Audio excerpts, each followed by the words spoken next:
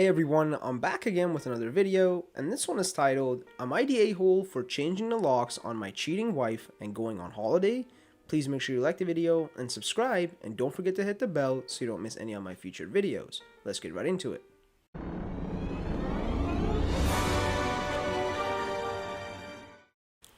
My wife, 32, and me, 33, live in a fairly big US city. Holiday is in Napoli, Italy. My wife and I have been in a relationship for 7 years. We are two well-off people career-wise. My wife has a leader position in marketing, lots of social events at clubs, and a well-paid job. I am living my dream as a firefighter. However, I have had an S-load of inheritance, so even though she's making 7 figures a year, we are equal money-wise. We have been unable to get kids, though at first, but after a while we got used to the idea of living a double income no kids relationship, and we are focusing on work and each other, every 3 months enjoying at least 2 weeks or more of exotic holidays. Last couple of weeks, my wife has started receiving texts at night. I am a fast sleeper, and normally my wife will use her phone in bed. She will also pass gas in bed when she thinks I am asleep. I find this funny, so I am pretending to be sleeping and never mention it. However, last 2 weeks, increasing frequency of texting, seemingly going on for hours. At first, I slept through it, but after some days, I kept on feeling the vibrations of her phone and started wondering. One night, I asked her early on who she is texting with. She just answered, "Work stuff, honey," and smiled. I fell asleep, or so she thought, and she kept texting while giggling excitedly for hours. One of the last days, I couldn't help myself. In a moment of weakness, I took her phone while she was out of the room and snooped. I am a pretty SE guy doing this, I know. It's just that this was something entirely new. She had the same job for the last 4 years, and she never acted like this for work. Look and behold, some guy she is texting with is sending pretty graphic pictures of a D way bigger than mine. Worse, my wife is sending extremely graphic texts and pictures back. I didn't know what to do, feeling the need to puke and all S falling apart around me.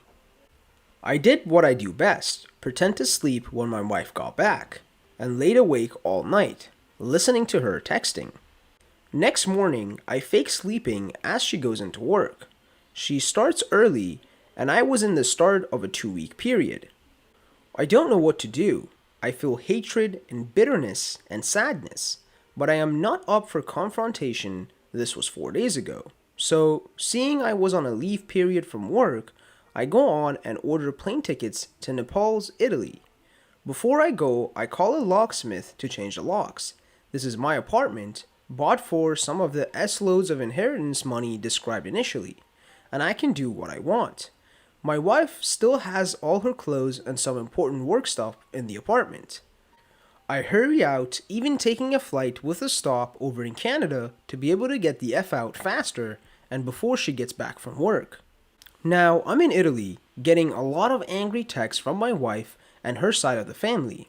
I responded to one text with something along the lines of, "Have fun with Mr. Big D, F off." Before I turned off my phone, she wrote that we need to talk and sort things out. Am I the a-hole for isolating myself on another continent for 2 weeks? I just want to drink a lot of red wine, eat pizza, and escape reality. Do I have to answer?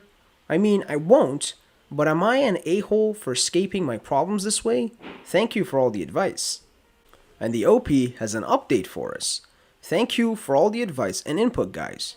I really appreciate it all. I agree with what many of you are saying. She is also a tenant, and it was a effing stupid move on my part to lock her out like that. I was, and still am, pissed, and wasn't very rational in my acts and thinking. It didn't occur to me at the time that this could come back and bite me. I have gone through hellish logistics to get the door opened, and she will go to the apartment to clean out her stuff today, before the door is locked again. Just to clarify, this is my place. I covered all expenses, seeing the R small, bought the place, and it's all paid for, and money wasn't an issue. So for her rights to keep staying, I don't know. Anyway, she accepted moving, seeing I brought all the money with me into the marriage before we were married. I think juridically things would not be too problematic. In any case, she earns a lot, so I doubt she would push for getting a piece of my assets. Again, thank you guys for all the inputs. It's harder than I ever imagined to think clearly when in a situation like this. I will now go to sleep after a jet-lagged night with a lot of phone calls to locksmiths and friends. And the first few comments say, everyone sucks here. It might be your apartment, but you're married and she lives there. As far as I know, she absolutely has illegal rights to enter her home. As well, by locking her out and leaving the country, you've opened yourself up to having her also call a locksmith to break open the door. I'm sure she can also prove she lives there. Very bad planning. You would have been better to kick her out and have her remove all her stuff, then you can change the locks and F off to Italy, which I fully agree with, by the way.